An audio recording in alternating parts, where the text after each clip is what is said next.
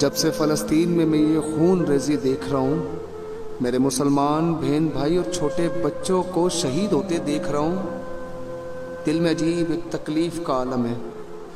بہت تھک گیا، دیوار سے ٹیک لگائی اور ایک لمحہ آنکھ لگ گئی۔ وہ چھوٹی سی ننھی معصوم بچی میرے خواب میں آ کر مجھے کہتی ہے، چاچو میرے لیے آواز نہیں اٹھاؤ گے؟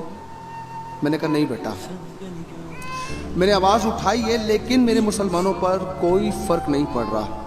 اس کی وجہ یہ ہے کہ میرے مسلمان اور میرے پاکستانی اس وقت پر انڈیا اور پاکستان کا میچ انجوائے کریں۔ ان کے دلوں میں بڑی تکلیف ہے اس وقت پر کہ پاکستان جیت جائے اور انڈیا ہار جائے۔ کہتے چاچو انہیں ہمارے مرنے سے کوئی فرق نہیں پڑ رہا۔ میں نے کہا بیٹا پڑ رہا ہے ان کو فرق۔ اور رات کو جب بیٹھتے ہیں فیس بک چلاتے ہیں، جب آپ کی تصویریں سامنے آتی ہیں تو وہ ایک لمحے کے لیے گردن ہلا کر کہتے بڑا ظلم ہو رہا ہے، اور پھر سے اپنی زندگی میں مصروف ہو جاتے ہیں۔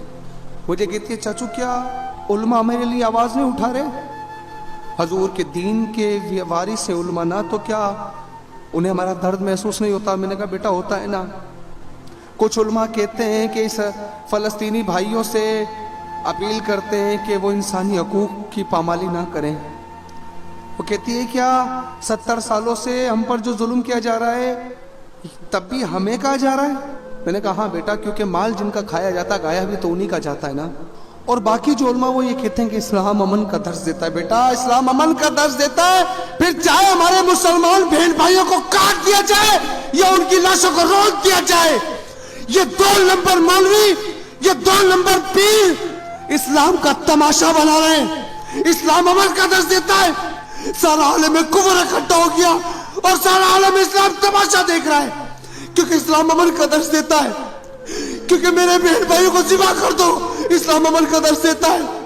ان کے گلوں میں چڑیاں بھیج دو، اسلام امن کا درس دیتا ہے۔ بزدلو، یہ کہو کہ تم بزدلو، آج تم جہاد فی سبیل اللہ کرنے سے ڈرتے ہو، تم پر زہر غالب آ چکا ہے۔ بیٹا میں تمہیں کس چیز کا جواب دوں؟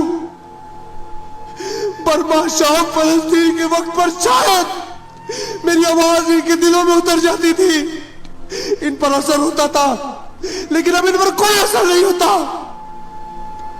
میرے نبی نے دین پھیلایا، سختیاں سہی، صحابہ نے گلے کٹوائے، جسم سے گوشت اتروایا، کہ اسلام اس لیے بنا تھا کہ تم روٹیاں کھاؤ، میری مائیں بہنیں گولیاں کھائے۔ ایسے بے ضمیر حکمران یار، ایسے بے ضمیر قوم انڈیا پاکستان کا میچ دیکھ رہے ہو، بار بار کی اپڈیٹ لے رہے ہو۔ میں دیتا ہوں تمہیں اپڈیٹ۔ تاریخ میں آج تک ایسا نہیں ہوا کہ اپنے ہتھیلیوں پر نام لکھا جائے کہ اگر وہ اسرائیل کی گولہ باری سے شہید ہو جائے، چہرے نہ پہچانے جائے، تو ان کے ہتھیلیوں پر کے نام دیکھ کر ان کے ماں باپ پہچان لے۔ اصل ورلڈ کپ تو اور کہیں چل رہا ہے، وقت اور دعاؤں کا رخ موڑ دیجئے۔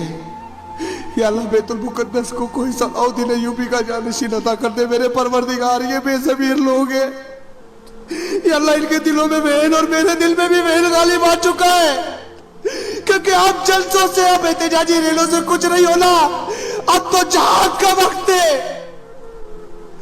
خدا را علماء اعلان کرے، اعلان کرے، اس طرح کی بربریت، اس طرح کا ظلم آج تک نہیں دیکھا گیا، اور ہم اپنا ظلم خدا قسم پہ خدا دکھا بھی نہیں سکتے۔